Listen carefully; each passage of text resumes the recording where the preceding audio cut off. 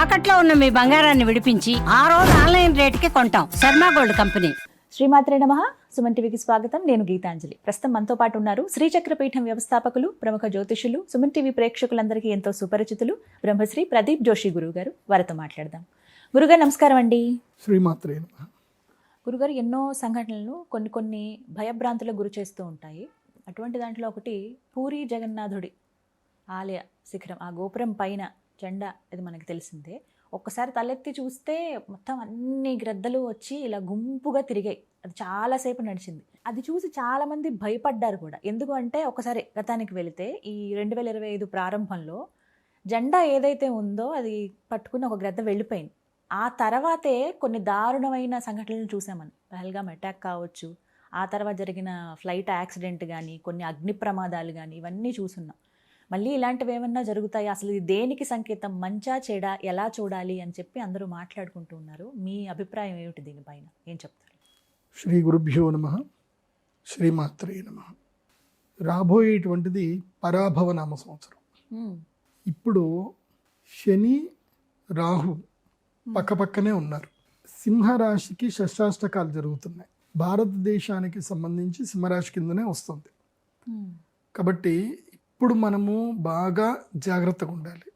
ముఖ్యంగా ఏంటంటే, రాబోయే కాలంలో తీవ్రవాదుల యొక్క చర్యలు విపరీతంగా ఉంటాయి. మత ఘర్షణలు జరుగుతాయి. అది కూడా ఇక్కడో కాదు, వెస్ట్ బెంగాల్లోనే జరుగుతాయి. బెంగాల్ ప్రాంతంలోనే భయంకరమైన మత ఘర్షణ జరుగుతాయి. నాకు తెలిసి గన్ ఫైర్లు కూడా జరుగుతాయి. అక్కడ గన్ ఫైర్ జరుగుతుంది, షూటెడ్ సైట్లు కూడా జరుగుతాయి. ఆర్మీ ఇన్వాల్వ్మెంట్ అయిపోతుంది. మోస్ట్లీ నాకు తెలిసి ఈ ఫిబ్రవరి తర్వాత మార్చ్ ఆ సమయానికి, ఉగాది ఆ సమయానికి అయితే గనక మోస్ట్లీ రాష్ట్రపతి పాలన రావచ్చు. అలాంటి పరిస్థితులు వెస్ట్ బెంగాల్లో ఏర్పడతాయి. కాబట్టి చాలా జాగ్రత్తగా ఉండాలి. మన తెలుగు రాష్ట్రాలకైతే పెద్ద ఇబ్బంది ఏం లేదు, కానీ తమిళనాడు ప్రాంతంలోనూ మత ఘర్షణ జరుగుతాయి. అదేవిధంగా వెస్ట్ బెంగాల్ ప్రాంతంలోనూ మత ఘర్షణ జరిగేటువంటి అవకాశం ఉంటుంది. అంటే పశ్చిమ దక్షిణ ప్రాంతం లోపలనైతే ఘర్షణలు ఎక్కువగా జరిగేటువంటి అవకాశం ఉంటుంది. అది కాకుండా ఈ రాబోయే టైంలో, ఈ డిసెంబర్ ఎండింగ్ లోపలనే మీకు ఫ్లైట్ యాక్సిడెంట్స్ కూడా కనిపిస్తాయి.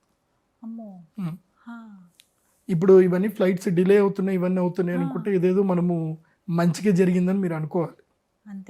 డిలే జరిగిందని మీరు ఎవరు బాధపడద్దు. అందుకోసం అంటే మన అందరు పుణ్యం బాగుంది కాబట్టి ఫ్లైట్స్ డిలే అవుతున్నాయి.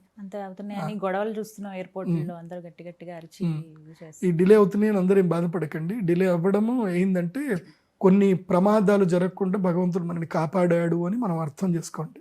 అది సో ఈ పూరి జగన్నాథ స్వామి వారి యొక్క దేవస్థానం ఏంటంటే, మనకి ఎప్పుడైనా సరే భవిష్యత్తు ఏం జరగబోతుందో సిమ్టమ్స్, సూచనలు ఇస్తాయి. వీటిని శకున శాస్త్రము అంటారు. శకున శాస్త్ర ప్రకారం కనుక చూస్తే మెయిన్గా గ్రద్దలు ఇవి మనకి స్వామివారి వాహనం, గరుడ వాహనం కదా. సో గరుడ వాహనం కాబట్టి గరుత్మంతుడు ఒకవేళ అక్కడికి వస్తే, ఎందుకోసం అంటే మీరు స్వామివారి దేవస్థానం మీద పెడితే ఎప్పుడు పక్షులు అక్కడ రావు, తిరగవు, ఎప్పుడు అక్కడ రావు. ఏదో ఈ దిక్కుమాల పావురాలు ఎగురుతూ ఉంటాయి, కానీ అరుదైన పక్షులు ఎక్కడిక్కడ రావు అక్కడ. అంటే న్యాచురల్గా ఏవైతే బ్రహ్మ సృష్టికి సంబంధించి ఏవైతే ఉన్నాయో అవి రావు. పావురాలు బ్రహ్మ సృష్టి కాదు, పరశురామ సృష్టి, సారీ ఇది విశ్వామిత్ర సృష్టి పావురాలు. కాబట్టి బ్రహ్మ సృష్టిలో ఉన్నది గరుత్మంతుడు. ఆ గరుత్మంతుడు అక్కడ తిరుగుతున్నాడు అంటే అర్థం ఏమిటి అంటే, భవిష్యత్తులో కొన్ని విపత్తులు రాబోతున్నాయి అనేది మనకి, అది బాగా మనం అర్థం చేసుకోవాలి. కాబట్టి జాగ్రత్తగా ఉండండి. అంటే ప్రపంచవ్యాప్తంగా కూడా ప్రపంచవ్యాప్తంగా ఇబ్బందులు వస్తాయి. యుద్ధాలు చిన్న చిన్న యుద్ధాలు వస్తాయి, కానీ నేను చెప్పాను కదా, ఫినాన్షియల్ క్రైసిస్లు ఏర్పడతాయి. ఫినాన్షియల్ క్రైసిస్ ఏర్పడి తీవ్రవాదం బాగా పెరుగుతుంది. రాబోయేటువంటి పరాభవ నవ సంవత్సరంలో తీవ్రవాదం పెరుగుతుంది. ఇప్పుడు చూసాం ఆస్ట్రేలియాలో టెర్రర్ అటాక్ కానీ, తీవ్రవాదం భయంకరంగా పెరుగుతుంది. అందుకోసం అంటే కలి సామ్రాజ్యం కదా, అది అంతే. ఇంకా ఇప్పుడు మనం ప్రకృతికి మనం ఎంత ఇది చేస్తూ ఉంటామో, ప్రకృతిలో అంత తీవ్రవాదం కూడా అంతే పెరుగుతుంది. మనం క్రుయాలిటీ ఎంత పెరుగుతూ ఉంటే అంత మనుషుల్లో కూడా క్రుయాలిటీ పెరిగిపోతుంది. అంతే, కర్మ యాక్షన్కి రియాక్షన్ ఉంటుంది, అదే జరగబోతుంది. ఈ విషయంలో అందరు జాగ్రత్తగా ఉండండి. ప్లస్ ఇంకోటి ఏంటంటే ఈ గుంపులు ఎక్కడ ఉండకండి. ఎక్కడైతే ఎక్కువగా గుంపులు ఉంటాయో ఆ గుంపుల ప్రదేశానికి వెళ్ళకండి. చాలా జాగ్రత్తగా ఉండండి. ఈ రాబోయేటువంటి ఏప్రిల్ వరకు అయితే కనుక భారతదేశంలో కొన్ని సంఘటనలు జరుగుతాయి. కాబట్టి ఎట్లాగో మన దేశానికి అమ్మవారి శక్తి ఉంది కాబట్టి మన దేశ ప్రధానమంత్రి గారు ఆయన మహా గొప్ప వ్యక్తి. ఆయన ఉన్న రోజుల్లో అయితే కనుక మరీ అంత భయంకరంగా అయితే ఏం జరగకపోవచ్చు. ఎన్ఎస్జి తర్వాత సెంట్రల్ వాళ్ళు అద్భుతంగా చేస్తున్నారు సెక్యూరిటీ, నేషనల్ సెక్యూరిటీ. సో వాళ్ళు మనల్ని కాపాడుతూనే ఉన్నారు. మనకు తెలియకుండానే వాళ్ళు ఎన్నో ప్రమాదాల నుంచి మనల్ని కాపాడారు. అది మనకు తెలియదు. ఎందుకోసం అంటే మేము పెద్ద వాళ్ళతో మేము మాట్లాడినప్పుడు మాకు ఇంటర్నల్గా డిస్కషన్ జరిగినప్పుడు బయటకు రానివి ఎన్నో మాకు తెలుస్తాయి. సో అవి బయటకు రావు, పబ్లిక్ లోపల రావు. ఎందుకోసం అంటే అవి అంతే, అవి అట్లాగే ఉంచాలి. కాబట్టి మన దేశంలో ఎవరైతే స్పై ఏజెంట్స్ ఎవరైతే ఉన్నారో వీళ్ళందరూ మన దేశాన్ని కాపాడుతున్నారు. ఇప్పుడు కూడా కాపాడుతారనే మనం విశ్వసిద్దాము, అమ్మవారిని కూడా ప్రార్థన చేద్దాము. కాకపోతే రాబోయే కాలంలో ఏంటంటే ముఖ్యంగా నీటి ద్వారా, ఇది బాగా గుర్తుపెట్టుకోండి, నీటి ద్వారా, ఆహారము ద్వారా ఎక్కువ మంది జనాలను చంపడానికి ప్రయత్నాలు చేస్తారు. నీరు ఆహారం అవే జీవనాధారం కదండి. అందుకే మీరు ట్రస్టబుల్ వాటర్నే స్వీకరించండి. అండ్ నేను భవిష్యత్తులో కూడా చెప్పబోయేది ఏంటంటే గవర్నమెంట్స్ ఎక్కడైతే వాటర్ బాడీస్ ఉన్నాయో, ఎక్కడైతే వాటర్ సప్లై బాడీస్ ఉన్నాయో అక్కడ కూడా సెక్యూరిటీస్ని ఏర్పాటు తప్పకుండా పెంచాలి. సెక్యూరిటీ పెంచాలి. మీరు అది పెంచకపోతే కనుక అది మీరు ద్రోహం చేసినట్టే. పెంచండి, సెక్యూరిటీస్ తప్పకుండా పెంచండి. అక్కడ కూడా మీరు ఒక టీంని పెట్టండి, వాటర్ సప్లై ఛానల్స్ దగ్గర టీం పెట్టండి.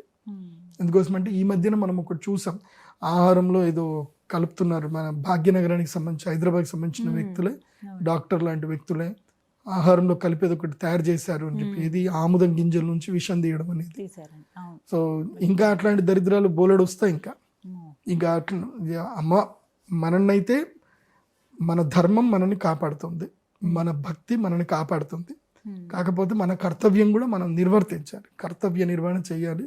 ముఖ్యంగా భాగ్యనగరము, అది ఏ ప్రాంతంలో అయినా సరే వాటర్ బాడీకి కూడా సెక్యూరిటీస్ ఇంప్రూవ్ చేయండి. ఆయా పోలీస్ స్టేషన్ పరిధిలో ఉండేటువంటి ఎక్కడైతే వాటర్ బాడీస్ అంటే వాటర్ సప్లై ఛానల్స్ ఉన్నాయో వాటిని తప్పకుండా సీసీటీవీ సర్వేలెన్స్ పెట్టండి. సెక్యూరిటీ సిస్టమ్ ఎట్లాగైతే బ్యాంకింగ్ సిస్టమ్కి అలారం పెడితే ఎట్లాగైతే సెక్యూరిటీ సిస్టమ్ ఉంటుందో, ఈ వాటర్ సప్లై ఛానల్ దగ్గర కూడా సెక్యూరిటీ సిస్టమ్ పెంచే ప్రయత్నాలు తప్పకుండా చేయండి. మన తెలంగాణ రాష్ట్రానికి హోంమంత్రి, ముఖ్యమంత్రి ఒక్కళ్ళే. కాబట్టి గౌరవ రేవంత్ రెడ్డి గారు దీని మీద మీరు దృష్టి సారించాల్సిందే. ఎందుకోసమంటే మీరు రాజకీయ పరంగా చూసుకున్నా సరే రాబోయే కాలం లోపల ప్రధానంగా ఎలక్షన్స్ రాబోతున్నాయి. ఆ ఎలక్షన్స్ యొక్క ప్రభావం చూపించడానికైనా కొన్ని దుర్మార్గాలు జరిగే అవకాశం ఉంటుంది. కాబట్టి రాజకీయ లబ్ధిని పక్కన పెట్టి ముందుకొచ్చి వీటిని చూస్తే మంచిది. కాకపోతే గ్రహస్థితి మాత్రం బాగాలేదు, కాబట్టి ఇబ్బందులు జరుగుతూనే ఉంటాయి. అండ్ ఇంకోటి కూడా అంటే ఇది జనరల్ కిందికి రాదు, కానీ మిథున రాశి లోపలికి గురుగ్రహం వచ్చినప్పుడు, శని మీన రాశిలో ఉన్నప్పుడు వీళ్ళకి ఏంటంటే కేంద్ర దృష్టి కింద అవుతారు. అంటే 1, 4, 7, 10లో ఉంటారు, కేంద్ర దృష్టిలో ఉంటారు.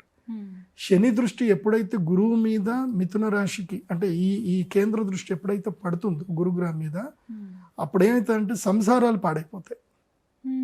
ఈ కొత్తగా పెళ్లిళ్ళు చేసుకునేటువంటి వాళ్ళు ఈ సోషల్ మీడియా వల్ల ఎక్కువగా మీ కాపురాలు పాడు చేసుకుంటారు. కాబట్టి దంపతులు, మీ యొక్క కుటుంబం లోపల దంపతులు ముఖ్యంగా కొత్తగా పెళ్లి చేసుకునేటువంటి వాళ్ళు సోషల్ మీడియాకి ఎంత దూరంగా ఉంటే మీకు అంత మంచిది. మీ ఫోన్ అనేటువంటిది అది ఎంతవరకు వాడాలో అంతవరకే వాడి పక్కన పెట్టండి. సో సోషల్ మీడియా వల్ల చాలా ఇబ్బందులు అవుతాయి. భవిష్యత్తులో గొడవలు ఇంకెక్కువగా పెరుగుతాయి. వివాహ వ్యవస్థ విచ్ఛిన్నమైపోతుంది, భవిష్యత్తులో ఇంకా జరుగుతుంది. అది జరగకుండా జాగ్రత్తగా మీరే జాగ్రత్తగా ఉండాలి. ఏ ఆస్కారం మీ కుటుంబంలో గొడవలు జరగకుండా ఆస్కారం మీరే పాటించాలి. అది జాగ్రత్తగా ఉంటే చాలు. ఇవి రాబోయే కాలంలో జరిగే విపత్తులు. కానీ మేలు కూడా జరగబోతుంది. ఏ రకంగా మేలు? రాబోయే కాలంలో రైతులకు మేలు జరగబోతుంది. ఇప్పుడు శని దృష్టి గురువు మీద పడ్డా కానీ, గురువు దృష్టి శని మీద పడుతున్నా కానీ మంచి జరుగుతుంది. గురువు దృష్టి శని మీద పడ్డప్పుడు ఒకటి ఏం జరుగుతుందంటే రైతులకి, కార్మికులకి, వ్యవసాయం చేసేటువంటి వాళ్ళకి అందరికీ మేలు జరుగుతుంది. కాబట్టి ఈ సంవత్సరం అంటే నాకు చాలామంది రైతులు అడుగుతున్నారు, మా మా ఆఫీస్కి ఫోన్ చేసి అడుగుతున్నారు, గురుగారు మీరు ప్రతి సంవత్సరం చెప్పినట్టు మేము పంట వేసుకున్నాం బాగుంది, ఈ సంవత్సరం 2026లో ఏ పంట వేయాలి, ఏం చేసుకోవాలని అడుగుతున్నారు. కాబట్టి ఇప్పుడే చెప్తున్నాను, ఈ సంవత్సరం టమాటో సిరులు కురిపిస్తుంది, టమాటా పంట సిరులు కురిపిస్తుంది. ఎలాగా అని చెప్పేసానంటే కేవలం టమాటా సేల్స్ వల్లనే కాదు, టొమాటో చిప్స్ తయారు చేసుకోండి.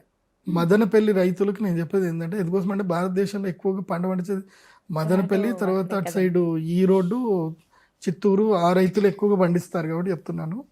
టమాటా ఈసారి సిరులు కురిపిస్తుంది. మీరు టమాటాని ఏ విధంగా మార్చుకోండి, ఏ విధంగా మార్చుకోండి. కాబట్టి టమాటా చిప్స్ బాగా పెరుగుతాయి. కాబట్టి టమాటా ధర తరిగినప్పుడు ఏమంటే అమ్మకండి, పాడేయకండి. వాటిని చక్కగా, అంటే నాకు ఒక క్లయింట్కి నేను చెప్పాను, వాడు సక్సెస్ అయ్యాడు, నెలకి 3 లక్షల దాకా సంపాదించుకుంటుంది కాబట్టి చెప్తున్నాను నేను. ఈ టమాటాలు ఎవరైతే పండిస్తారో మీకు ధర తగ్గినప్పుడు కూడా మీరు దాన్ని అమ్మకండి. మీరు బిగుసుకొని పట్టుకుని 30 రూపాయలు కేజీ తగ్గింది అనుకోండి, అమ్మకండి. చక్కగా వాటిని ఇవి ఉంటాయి కదా, దాన్ని ఏమంటారు, డ్రై స్టోరేజ్లు కూడా ఓకే, కాకపోతే అది ఎక్కువ టైం తీసుకుంటుంది, ప్రాసెస్ ఎక్కువ తీసుకుంటుంది.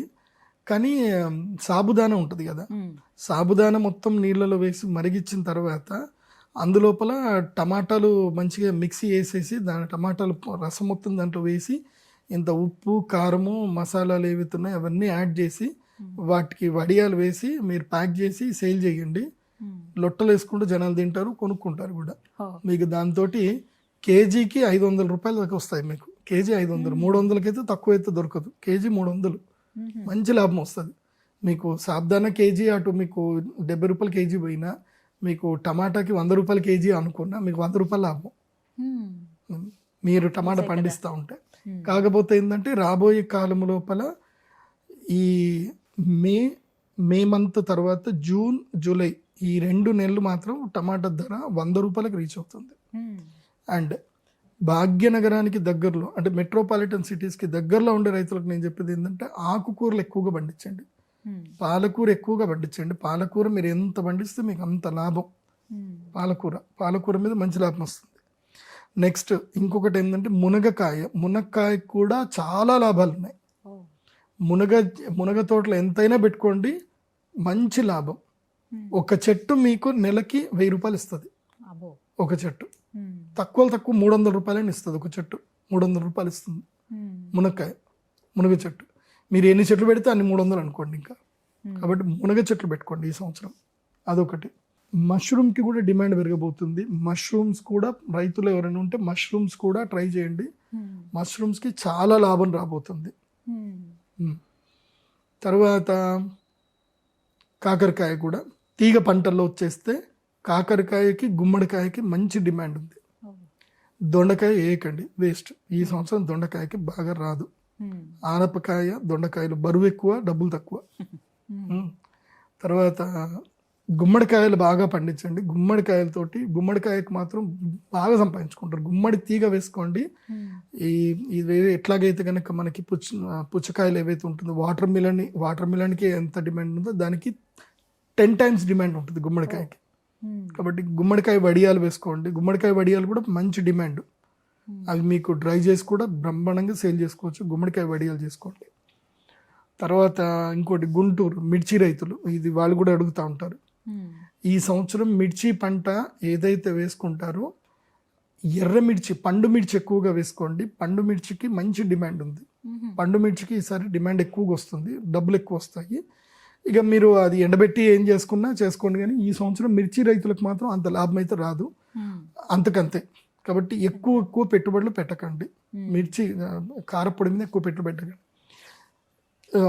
వీలైతే మిరియాల మీద ఫోకస్ చేయండి. మిరియాలకి మాత్రం విపరీతంగా ధర పెరుగుతుంది ఈ సంవత్సరం. మిరియాల ధర పెరుగుతుంది, జీలకర్ర ధర పెరుగుతుంది.